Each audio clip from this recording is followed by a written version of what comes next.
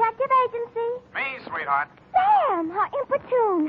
I was just thinking of you. Me and who else? Both my ears were burning. No, Sam, no. With regards to our shortage of office supplies. Don't give it another thought, F. This one's going to be a short report. Short and sweet, Sam? Hardly, Angel. In fact, barely. Well, Sam, if you had asked me, I could have told you. That girl was merely trying to stir up a tempest in her boyfriend's teapot. Again? It was perfectly observant to me, Sam, that she had sour grapes written all over her. Sour apples, Effie, but you're warm, and that's why I'm so fond of you. Oh, thank you, Sam. I'm glad I could be of help, though I must confess the apples are over my head. Well, don't feel bad about it. That's how Newton discovered the law of gravity. Stay where you are. I'll be right down to dictate my report on the Apple of Eve caper.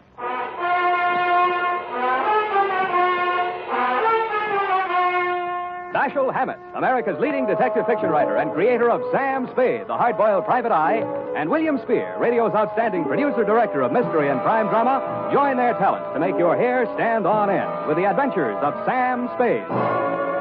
Presented by the makers of Wild Root Cream Oil for the hair. Remember the Romeo of yesteryear? Hair parted in the middle, all plastered down? Man, what a difference today. Today, all a guy has to do to impress a gal is use Wild Root Cream Oil Hair Tonic. Wild Root Cream Oil grooms the hair neatly and naturally, relieves dryness, and removes loose dandruff. If you're still using old-fashioned hair tonics, or none at all, then for her sake, spruce up today with Wild Root Cream Oil Hair Tonic. In bottles or the handy new tube, it's again and again the choice of men who put good grooming first. And now, with Howard Duff starring as Spade, Wild Root brings to the air the greatest private detective of them all in the adventures of Sam Spade.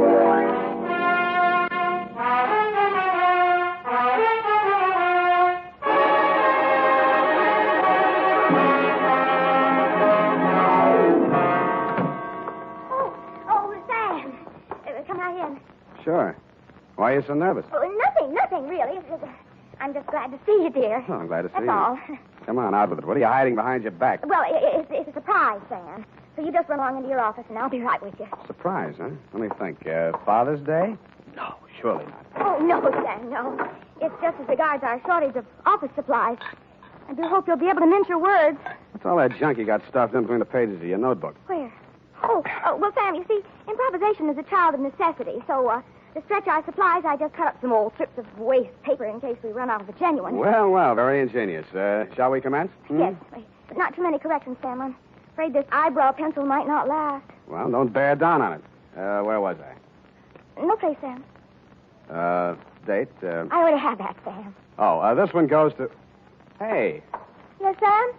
the calendar. Where is it? Calendar? Which calendar, Sam? You know perfectly well which calendar. It's been hanging there on the wall for 3 years. The one from Harold's Club in Reno. Oh, that old calendar. It was out of date anyway, Sam. That calendar was timeless. It was not, Sam. It was vulgar. That's a lie. I met the girl who posed for it. In more modest circumstances, I hope. Put it back. Now, Sam, don't. F, what did you do with that calendar? You mustn't excite yourself, Sam. Let me see that notebook. Yes, Sam. Uh-huh. Old waste paper, indeed. An art treasure mutilated. And for what? To serve your own base purposes. Just because you were too absent-minded to order a few office supplies. But I frequently alluded to our dwindling resources, Sam. But no, you were too proud. Take these and put them in a safe place. You can put it back together with Scotch tape on your own time. Oh, we're out of Scotch tape, Sam. We've got a first aid kit, haven't we? We used to. Use the adhesive. Date, June 19, 1949. I won't soon forget that. 2, Detective Lieutenant Dunne, Homicide Detail, San Francisco Police, from Samuel Spade, license number 137596. Subject, the Apple of Eve caper. Dear Dunne. The start of it was yesterday when Eve Adams first walked into my office. She was angry, and she was terribly, terribly hurt. In fact, she had a shiner, a swollen jaw, and somebody had bitten her on the arm. And furthermore, she had the audacity to suggest that there was something shady between I and Mr. Hagen, when it is an item of public information that her and Gorse Hagen was washed up practically before they started. And I might just add in passing... Just a minute, Miss Adams. You say this girl came to your apartment in a jealous rage and attacked you without provocation. None whatsoever. I never opened my trap to her, except to remind her that it would have been a blessing to the human race if her old man had never met her old lady. And if she thought those 3 layers of pancake on her puss could fool a blind man as to her true age, and seeing as what her her mouth was, she should never open it for fear of what might come out. I see. And the girl's name? Down at that flea bag where she works, she's billed as Dream of Love. And is she ever a nightmare? Dream of Love. That's Dreama? It says there, but I do not intend to take this episode lying down on my chin, Mr. Spade. Why, if it had not been for the timely arrival of my conserje, that cheap nail would have brained me with my own gin bottle. I see. Landlady broke it up. And you say she threatened to return with a gun and blast you if you continued seeing Mr. Hagen. That is a fact. And she is just cheap enough to try some low trick like that. Mm-hmm. And what do you want me to do, Miss Adams? I want you should pay a formal call on that dame and tell her that upon the very next occasion of any violence or threats thereof out of her, I'm going to yell cop. In fact, Mr. Spade, I am placing my life and limbs in your hands, and if you are anything of what you're cracked up to be, you will have no difficulty in giving that creepy crow the bum's rush straight out of my life. Pardon me, Miss Adams. My secretary seems to be calling you. Out of my way. I know who's in there, and I'm going in. Out of my way. Mrs. Spade, it's her. Keep her off. You should have hired the 4th Marines, dearie. Now, ladies. Ladies, please. Break it up. I'll show you who to get tough with. You like Ladies. calling me shameless, or I'll let you have it. Now, ladies, please. Now, let's talk this over calmly and sensibly. Okay, you asked for it. Now, ladies. Oh. Please.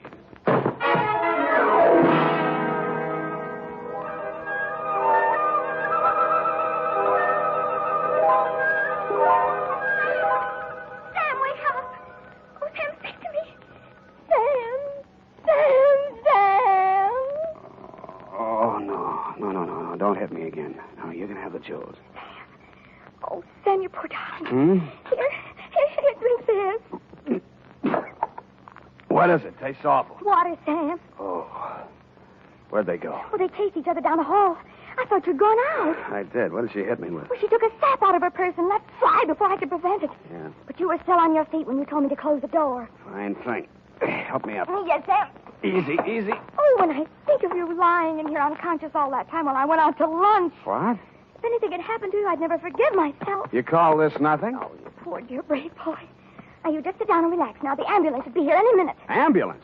Don't you know these things cost money? Oh, I'm sorry, Sam. I lost my head.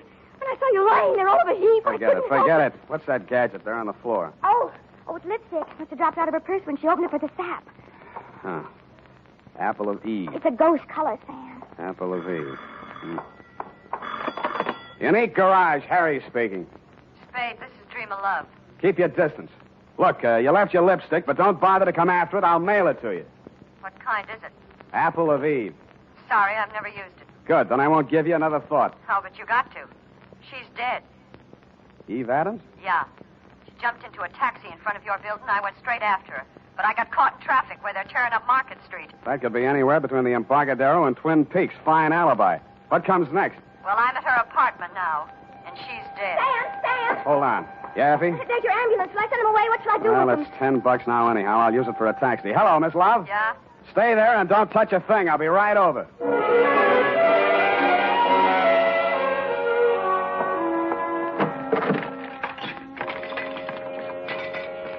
Dreamer hadn't waited, if that was really where she'd called me from. Eve Adams was on the bedroom floor in front of a dressing table. There was broken glass all over the floor. The place reeked of perfume. The front of her negligee was splashed with red. I looked for the wound, but I didn't find any. Then I looked at her hands. All the nails on her left hand and 2 on the right were the same color as the stain on her clothing. Evidently, she'd been seated at the dressing table putting on nail polish when the murderer entered the room. The back of her head had been creased by the well-known blunt instrument, such as a heavy sap. I felt the bumps on my head and looked at the overturned nail polish bottle on the dressing table. It was called Apple of Eve.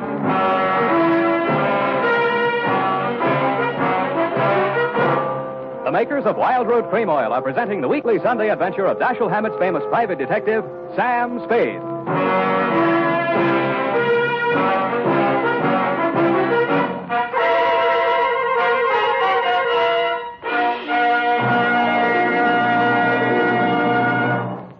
Now, here's important news on good grooming.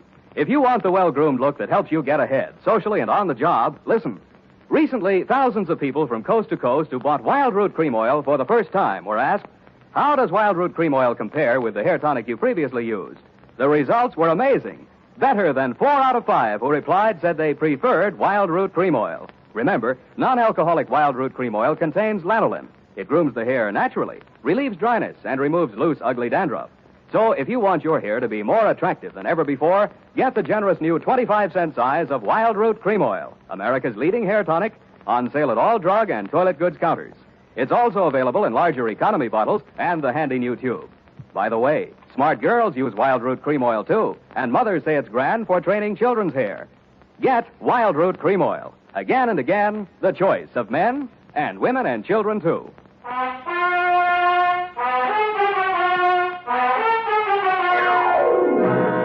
And now, back to the Apple of Eve caper. Tonight's adventure with Sam Spade.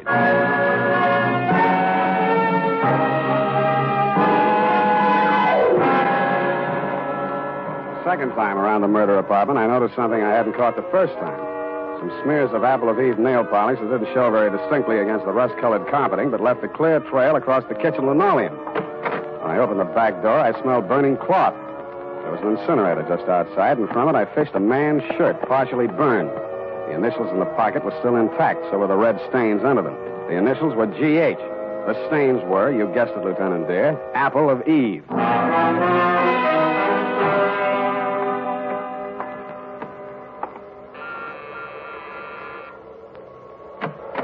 Yeah? I'm looking for Miss Dreamer Love. She home? No, she isn't. Thanks. I'll come in and wait. Hey, wait a minute. You... Okay, you're in. What do you want with her? She's in a little trouble. You a cop? When do you expect her back? I don't know. What's this trouble? She threatened to kill a woman, and now she's dead. Who? A girl named Eve Adams. Why would she want to kill Evie? The way I got it, they were locking horns over a guy named Gorse Hagen. You know him? Yeah, and I wish I didn't. Who is he? He used to run a gambling ship down at Malibu till the law turned it into a bait barge. Now he calls himself a yachtsman. But if you're trying to connect him up with my sister, it's a bad connection. She hasn't seen him in years. His idea or hers? Hers? And mine. Then what was the beef? And who are you? I'm her brother. Eddie's my name. And why would there be any beef between those two? Evie was my sister's best friend, and she was engaged to me. Then this news must be quite a shock to you. You're taking it like a little soldier. She was asking for it. I warned her. I begged her to leave town with me. But no, she couldn't sneak off like that without letting Gorse know the score. I told her he'd kill her before he'd let her go. Mm-hmm. You live here, Eddie? Yeah, what of it? Where do you keep your shoes? In a closet, kidder. Where do you keep yours? Under the bed? Which closet? In here? Hey, wait a minute, Get you. your hands off of me. Let me see your warrant. That better be good or you're going on a hill on your head. Take your hands off me, Eddie. Let's see that warrant. All right, I got a warrant, Eddie. Here.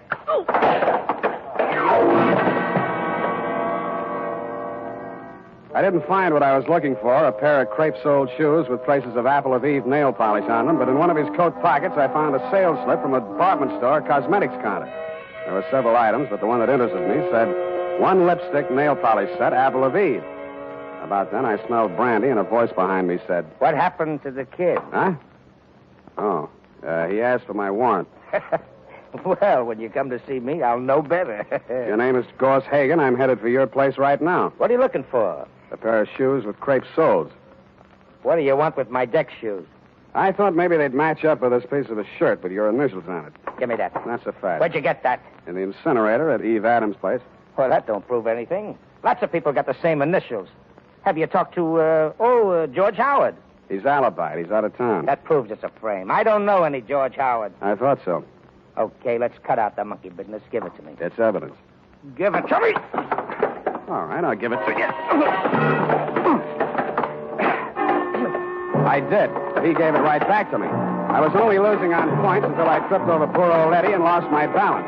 That's when he gave me the coup de grace.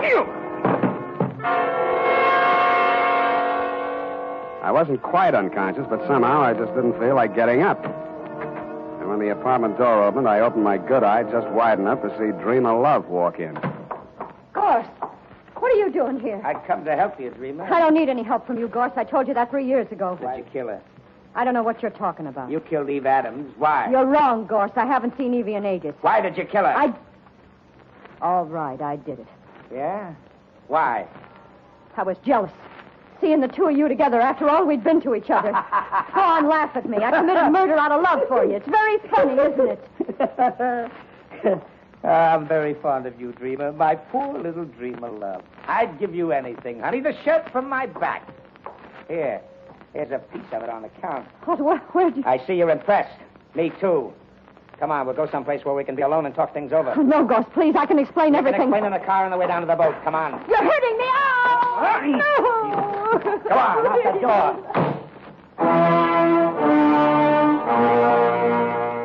Stupid me, I staggered to my feet and stumbled over to the door.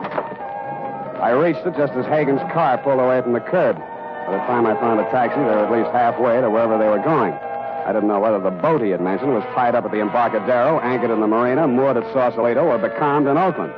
But there was a seafaring man in our town who knew about such things.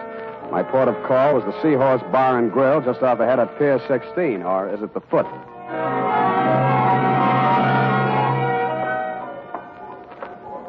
Captain Pasoldi? Key is silent, son, as in Prasad. My mistake. Salty by name and salty by nature. Only one salty thing I can't abide. Saltwater toffee and petite, you know. Here, have a lifesaver. Well, thank you, sir. You're very generous. No, it ain't money, matey, but it's straight from the mint. That joke wasn't. What's up, Sonny? You in the hole again? You catch my drift? Yeah. What do you know about a yachtsman named Gorse Hagen? Oh, nicely put, matey. If there's anything lower than a yachtsman, he's it. Mm-hmm. Where does he keep his boat? Well, now, she's still afloat. She'd be dragging her hook summers off Sausalito. She's a converted P.T., you know. He calls her the Sea Queen. Mm-hmm. He had her bottom planks ripped out in the Battle of the Coral Sea, and he patched her up with plywood. Well, she's got 2 diesels, she has, and twin screws, 2-to-1 reduction gear. Yeah. What's the quickest way of getting out to it? Well, now, there's not much craft for charter hereabouts this time of night, you know. There's that Novak fella, but just at present he's sleeping 1 hour. Figures. Might not be worth your while anyways. Why not? Well, Hagen stopped by here 20 minutes ago looking for his engineer. Said he was casting off on-tide, engineer or no engineer. And what about your boat? My boat? Well, now, matey, on a plotted course, she'll stand up to any double-ender Monterey dory in a class. Yeah. Without a head sea, that is. Then on the other hand, you put her in a bottom race and $1.25 swell. Yeah. How much? How much? $5 an hour. And that's with you, man, and the bilge pumps. Okay, let's go. This, here Hagen fella now. You onto the trim of his sails? Sails on a PT boat? Oh, not the boat, Sonny, the man. Cut of his jib. No, I didn't notice that, but he was wearing crepe-soled shoes. I'll tell you about this Hagen, matey. Fella once tried to board him. A customs officer, no less. What's up? Picked him up 4 days later in a gill net with a fish gaff stove clean through his neck. Here, have another lifesaver. You may need it.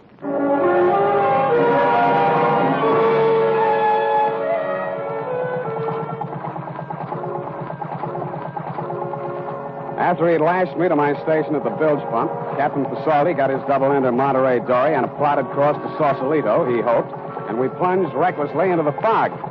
As nearly as I could catch his drift, there was a 50-50 chance that A, Hagen had found his engineer and would be halfway to the Farallone Islands before we could make it past Alcatraz, if we stayed afloat that long, or B, that he hadn't found his engineer and might be having trouble starting up those 2 diesels with the twin screws and the 2-to-1 reduction gears, whatever they are.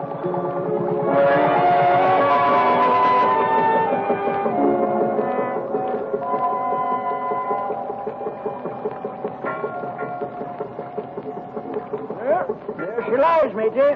Which one? Oh, about 5 points to port.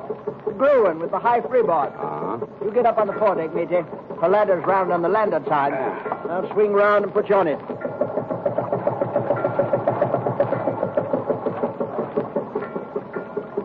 Hey! Anybody home? He's likely below, nursing them diesels. You got to rear back and holler, matey, like this. Ahoy! The Sea Queen! I like that. I know there is 'em. Captain Salty, board the Ledger Crabtree. For supercargo, request permission to board, sir. Who is he? Spade! I want to talk to you, Hagen. Captain Salty. Up down, you clumsy lubber. Hit the scuppers. Where'd he get you? Don't rightly know. Hurts amidships, huh? Here. How do you run this thing? I got to get you to shore. That's throttle. There's your forward gear. Don't pull her back all the way. She'll die. Vacuum tank. You lie still. What are you looking for? Jumper pocket. Lifesaver. In case you need it. I don't know more.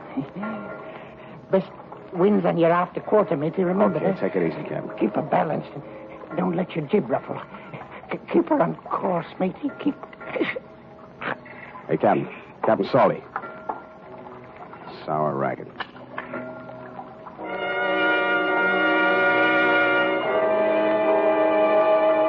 I crawled over the rail and tried to make out Hagen's silhouette on the other boat. I could just barely make out the shape of the hull against the faint glow of light from the Sausalito shore. We drifted a few yards astern of Hagen's boat, but not out of rifle range. I wondered why. If he could see us well enough to drop Captain Salty, he'd let it go at that. Then I got it. He was listening.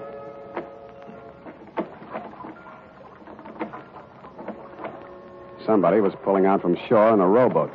I didn't waste any more time listening. I dug into Captain Salty's jumper pocket, fished out a waterproof pouch. I took his seaman's papers out of it. He didn't need them anymore. Wrapped it around my gun. Then I took off some clothes and eased myself over the side. I didn't swim for speed, but for distance, stopping now and then to make sure the man in the boat was still covering for me. I felt my way around the hull till I found the anchor rope. Just as I grabbed it, I heard him rest his oars. Hagen, who's that? Eddie Love. What do you want? I've come after my sister. Go on home, Eddie. She's sailing with me. That's the way she wants it. You're lying. Wait a second. Come on out there, Dreamer. What's happened? Your brother's down there in the boat. Talk to him. Well, what am I going to... Talk to him. All right. Eddie! What's he done to you, sis? I'm all right, Eddie. Everything's all right. Gorse and I have decided... Go on home, Eddie. He's lying to you. He knows you framed him. If you sail out with him, you won't come back. No, Eddie. I'm coming aboard. Eddie, no. Gorse, please. No, Eddie. Drop it, Hagen. No. Drop the rifle. Drop you. You're lousy, shameless.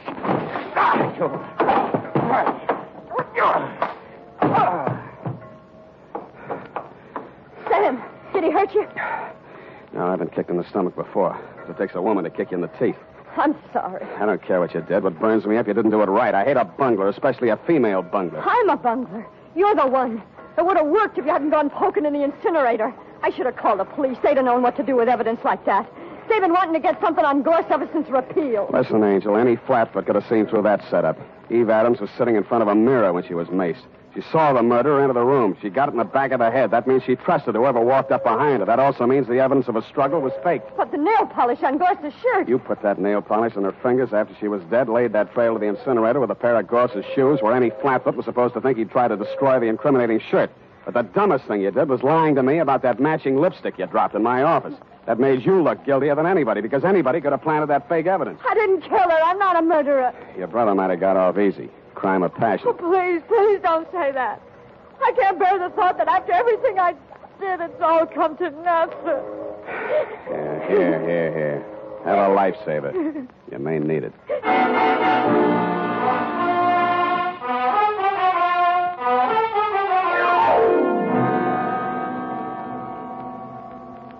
Period. And a report.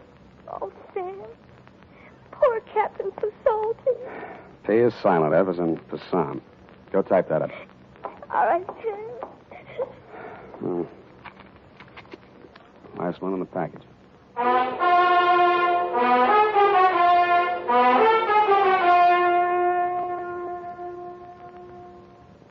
And now, listen to this. If you want the well-groomed look that helps you, listen. Recently, thousands of people from coast to coast who bought Wild Root Cream Oil for the first time were asked, how does Wild Root Cream Oil compare with the hair tonic you previously used? The results were amazing. Better than 4 out of 5 who replied said they preferred Wild Root Cream Oil. Remember, non-alcoholic Wild Root Cream Oil contains lanolin. It grooms the hair naturally, relieves dryness, and removes loose, ugly dandruff.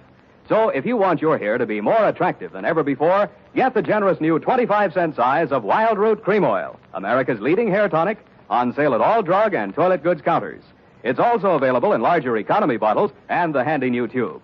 By the way, smart girls use Wild Root Cream Oil, too, and mothers say it's grand for training children's hair. Get Wild Root Cream Oil. Again and again, the choice of men and women and children, too. Here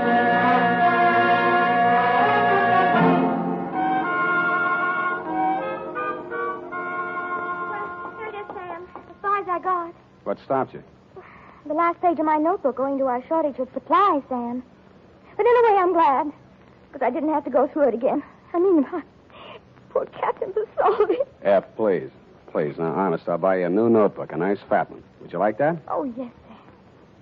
There's always something so final about final pages of things. And when I think of all the risks you take... To say nothing of my clients. I think I'll put a new sign on the door. Abandon hope, all ye who enter here. Oh, but I haven't, Sam. Where there's a will, there's a wisp. There's a what? A wisp, Sam. Small amount. Which reminds me, there's a couple of fingers left. Join me? Just a wisp? Oh, no, Sam. One of us has got to have a clear head. Well, it'll be me. All the best. Good night, Sam. Good night, sweetheart.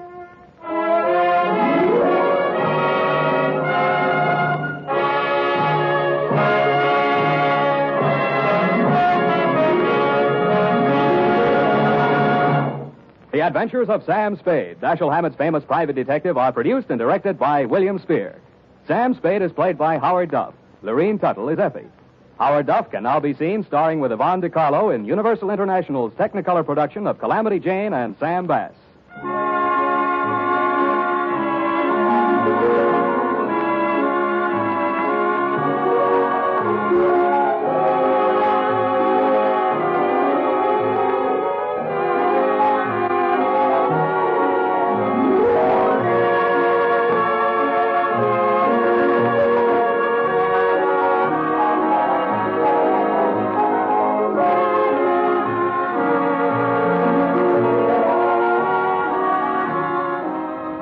The Adventures of Sam Spade are written for radio by Bob Tallman and Gil Dowd. Musical direction by Lud Gluskin, with score composed by Renee and Pierre Garrigang. Join us again next Sunday when author Dashiell Hammett and producer William Spear join forces for another adventure with Sam Spade. Brought to you by Wild Root Cream Oil. Again and again, the choice of men and women and children, too. This is CBS, the Columbia Broadcasting System.